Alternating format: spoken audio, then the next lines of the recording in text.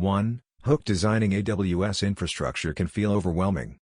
But what if I told you that a simple framework could prevent overengineering and save you time and money? Stick around to learn how. Instead of focusing on the essential services, many get caught up in the endless options AWS offers. The result?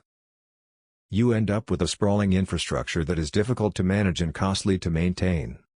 3. The simple explanation to design AWS infrastructure without overengineering. Focus on 3 core principles: simplicity, scalability, and cost-effectiveness.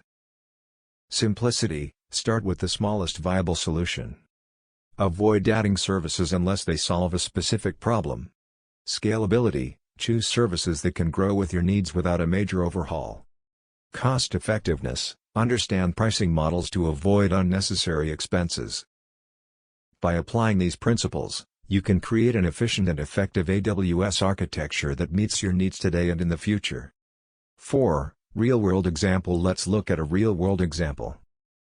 A startup, TechWidgets, was launching a new product.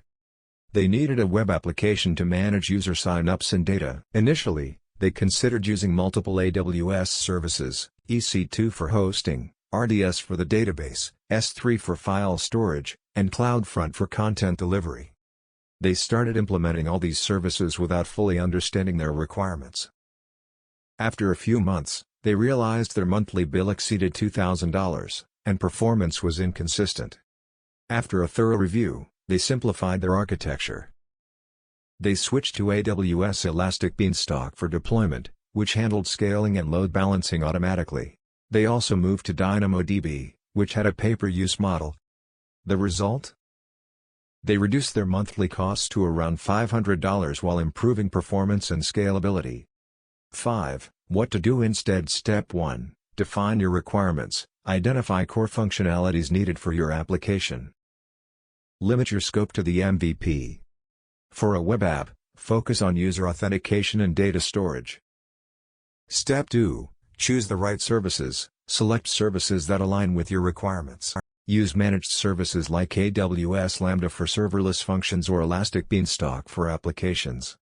Avoid adding services unless necessary. Step 3. Plan for scalability. Design for growth. Use auto-scaling features with services like EC2 or Elastic Beanstalk. If your CPU usage exceeds 70% for 5 minutes, trigger scaling. Step 4. Monitor costs. Utilize AWS budgets to set alerts if spending exceeds a set threshold, like $500 per month. Use the AWS pricing calculator to estimate costs before deployment. Step 5. Iterate and optimize. Launch your MVP and gather user feedback.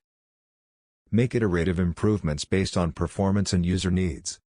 Regularly review your architecture for simplifications. 6. Common mistakes. Mistake 1. Choosing too many services. Fix. Stick to core services that meet immediate needs. Always ask if a new service solves a specific problem. Mistake 2. Ignoring cost management. Fix. Set clear budgets and monitor usage weekly. Use the AWS Cost Explorer to track spending. Mistake 3. Overlooking security. Fix. Implement IAM roles and policies from day 1. Limit permissions based on the principle of least privilege. Mistake 4. Neglecting documentation. Fix. Document architecture decisions and service configurations. Use tools like AWS CloudFormation for infrastructure as code. Mistake 5. Failing to plan for growth. Fix. Always consider future scalability. Build in monitoring and auto-scaling from the start. 7. Quick checklist. Here's a quick checklist to ensure you avoid overengineering. Define your MVP requirements. Choose only essential services. Set up cost alerts and budgets. Implement security best practices. Document everything thoroughly. Plan for scalability at the outset. 8. Summary plus CTA. Designing AWS infrastructure doesn't have to be complicated.